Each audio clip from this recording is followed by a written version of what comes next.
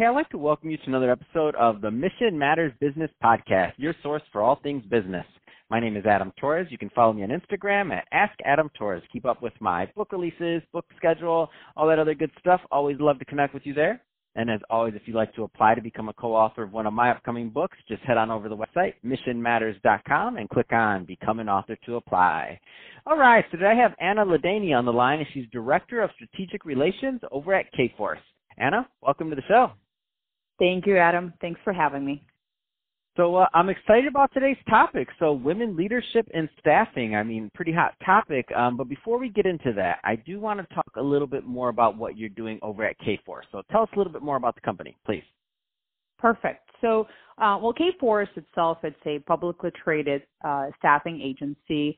They go beyond, the 2000s when they went into the public trading itself as an organization. But initially it was formed around finance, accounting, technology, and an area within the government space that we cover from the staffing perspective, but more so currently focused around, again, technology and then finance and accounting areas of operations. So we do contract to hire, and direct hire placements. And I personally land myself with the firm over 10 years ago. We're just actually approached 10 years ago last week, and specifically within Chicago. Congrats, by the way, that's an accomplishment. Congrats. Don't just glance over that one. Congratulations.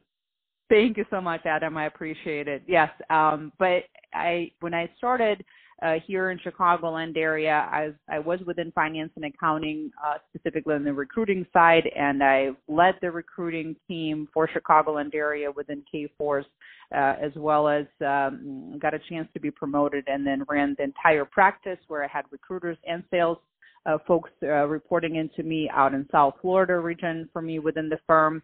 Now I am back in Chicago, as you just mentioned. My role is a director level position for strategic accounts and strategic relationships that we have.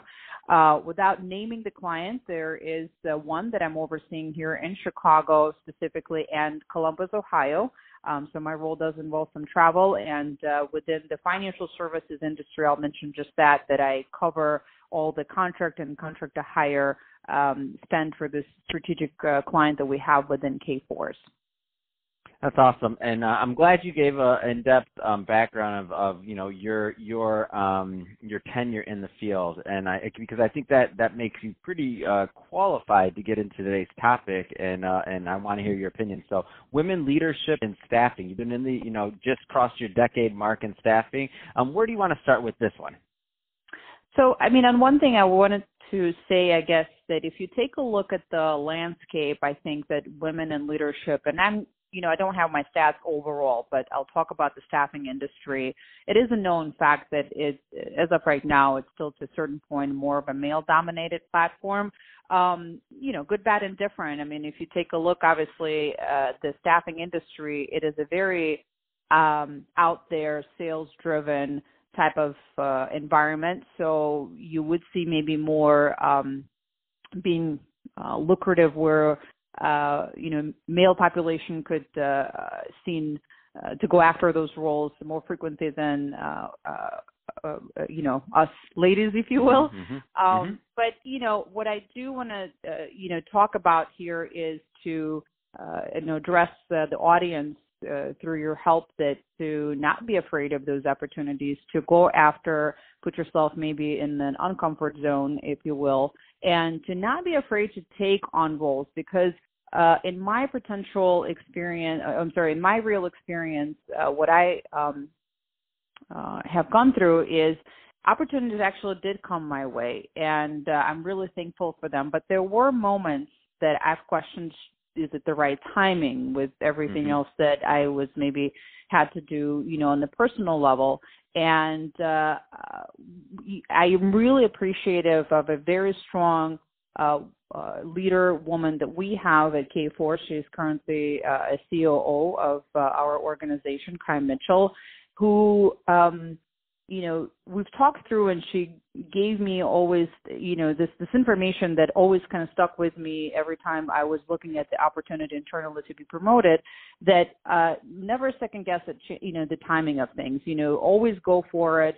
The rest of it will fall into places, from the personal perspective, if you will. So my message is out there to go for things. We have so many examples of, women taking leadership roles, CEOs of an organization, and let's put it out there, being 7 months pregnant or whatever the case is. I say that do those things. Don't be afraid. Everybody has different capacity within themselves, and both physically, mentally, and everything in between. And it's important to not kind of step back and saying, well, let me kind of take care of certain things before I jump into this. Go for it. The rest of it will come together. Let's talk a little bit more about what you found so personally enriching and rewarding from working in the industry, because there may be some some college kids right now that are graduating, just listening, and maybe they haven't even thought of it as a potential career path. I think sometimes that is also what holds people back, is they don't even know it's an option. Absolutely. And Adam, to be honest with you, I think that if you talk to anybody, or majority, if you will, of people that ultimately landed themselves within the recruiting industry, all of them will say that nobody woke up one day and said that I want to be a recruiter. Well, I tell people that all the time, though, but that's very common. And I'm always like, I said I couldn't have even went to college and said I wanted to be a podcaster, because they didn't have podcasts around when I was in college. So there you go. So we end up where we end up. But I'm sorry, go ahead. I just had to throw that out there. No, for sure. Exactly. And most of us, again, it's a big population. It's going to be a very similar story. Mine will fall into this category that I was looking for a job, and I came to the recruiting agency within accounting and finance actually at the time, and was approached internally, something they'd seen maybe during the interaction with me, that I'm, outgoing person, maybe have some client-facing experiences and things of that nature that, gave them the sign, why not talk about some internal opportunities? And actually, it's a pretty common path for folks, again, that find themselves into staffing industry and then ultimately, further become even more successful in it. So with that being said, I want to put out there to folks who are, sales oriented or looking for that, quote unquote marketing experience. And again, not, marketing is a pretty big concept, but I'm, again, talking more on the front end and talking to the clients and enjoying having the conversations and meetings and things of that nature. Because if we talk about the rewarding piece of the recruiting, the interesting part of this industry is you have people aspect on both sides. And what I mean by that is you work with the candidates, right? The folks who are being considered for the role, and obviously whether we recognize that on a minute-by-minute basis, but we do impact people's lives and their capabilities to grow professionally, provide for their families, and, continue the growth within their career. Also, on the second front, you have the client, who's also that, again, it's a human piece, and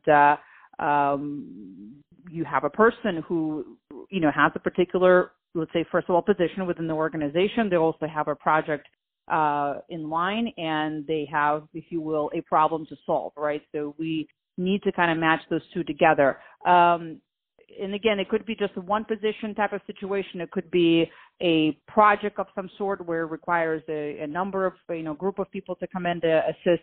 It could be just a project itself. It could be something on a long term, right? We have a need and we just want to hire a person. It's a permanent search situation taking place. So a variety of scenarios.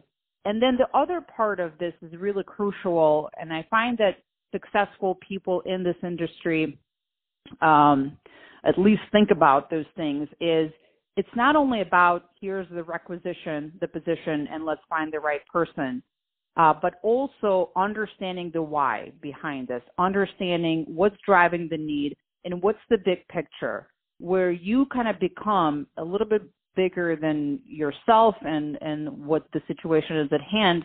And at the end of this, Adam, not only, again, you get to impact all these lives that I just mentioned, but you get to be a part of, and I've been lucky, and again, long enough in the industry to point out at something.